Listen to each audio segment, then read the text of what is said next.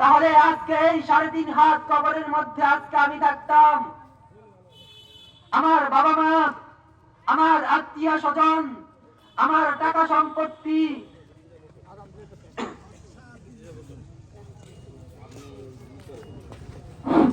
সামনে সামনে যারা দাঁড়ায় আছেন, আমার যুবক ভাইরা, আপনারা হচ্ছেন সামনের দিনের ভবিষ্যৎ। আজ এখানে উপস্থিত আমার সামনে বসা মুরব্বী কেরাম, এরা একদিন এইখানে থাকবে না। সুতরাং আপনাদেরকে এই দায়িত্ব পালন করতে হবে। তাই আসুন আমরা একসাথে এক হয়ে এই সুন্দর মাহফিলকে আরো সুন্দর করে তুলি।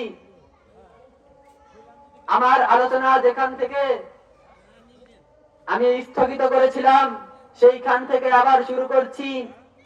যখন আমি ওই কবরের পাশে বসেছিলাম, আল্লাহ তাআলা আমার মনের হালত পরিবর্তন করে দিয়েছিল।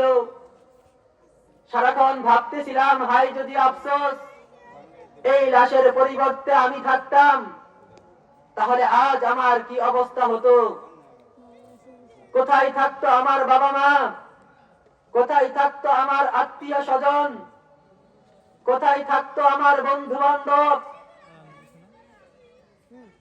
তখন ভাবলাম, যদি আমি মরে যাই, জীবনে তো অনেক গুনাহ করেছি, অনেক পাপ কাজ করেছি, আমি আল্লাহর দরবারে কি জবাব দিব।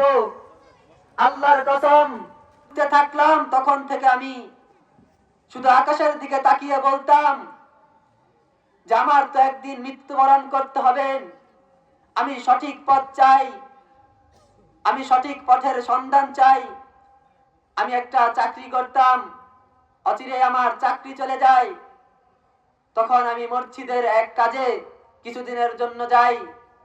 ওই মসজিদের কাজে যাওয়ার পর যখন আমার মুসলমান হওয়ার আমি নিয়ত করি, তার 2 সেকেন্ড আগেও আমি জানি না যে আমি মুসলমান হব কিংবা আমার মুসলমান হওয়ার কোনো চিন্তা ভাবনা থাকবে। আমি এক ভাইয়ের সাথে কাজ করতাম, রুবেল ভাই। উনি তখন মসজিদে, আমরা রাত্রে কাজ করতেছিলাম, রাত বাজে 12টা। উনি সম্ভবত কোনো বক্তার ওয়াজ ছেড়েছিল। তখন আমাকে বলেছিল, আমি বলেছিলাম আরো অনেক সুন্দর সুন্দর বক্তার আমি বক্তৃতা শুনেছি, আপনি ওই বক্তাগুলোর বক্তৃতা ছাড়ুন, ওনাদের বক্তৃতা শুনতে অনেক ভালো লাগে। কিন্তু তখনও বুঝতাম না যে ইসলাম ধর্মই আসলে সত্য ধর্ম। তখন ওই ভাই বলল, দেখো, তোমাকে দেখতে তোমার চালচরণ অনেক সুন্দর, তোমাকে দেখতে মুসলমানের মতোই মনে হয়, তুমি মুসলমান হয়ে যাও। তখন আল্লাহ তাআলা ওনার এই কথা, সাধারণ একটা কথার কারণে আল্লাহ তাআলা ওই মৃত্যুর ভয় আমার মধ্যে ঢুকিয়ে দিয়েছিল, যে ভয় আমি ওই আমার বড় ভাইকে কবর দেওয়ার সময় পেয়েছিলাম।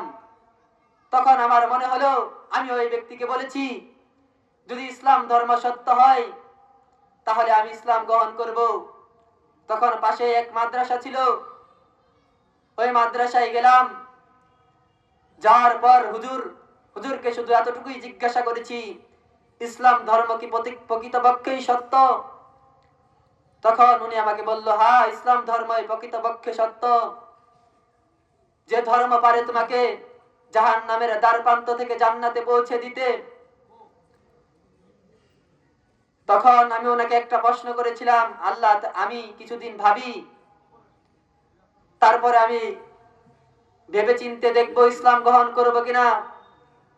তখন উনি আমাকে একটা কথা বলেছিল, যে তোমার জীবনের হায়াত তো এই মুহূর্তেও শেষ হয়ে যেতে পারে, তুমি যে সময় নিচ্ছ, তুমি কি গ্যারান্টি দিতে পারো তুমি বেঁচে থাকবে? তখন ওই যে মৃত্যুর ভয় আমার মধ্যে ঢুকেছিল, তখন আমি বললাম, যদি প্রকৃতপক্ষে ইসলাম সত্য হয়ে থাকে তাহলে আমি ইসলাম গ্রহণ করতে রাজি। তখন আমি স্বীকৃতি দিয়েছিলাম, আশহাদু আল্লা ইলাহা ইল্লাল্লাহু ওয়া আশহাদু আন্না মুহাম্মাদান আবদুহু ওয়া রাসূলুহু। খোদার কসম, এই কালেমা বলার সাথে সাথে এই কালেমা বলার আগে আমার নিজেকে নিজে বুঝা মনে হতো, কিন্তু এই কালেমা বলার সাথে সাথে শরীরটা একবারে হালকা হয়ে গেল। কেমন যেন এক মনের মধ্যে সুখ শান্তি অনুভব।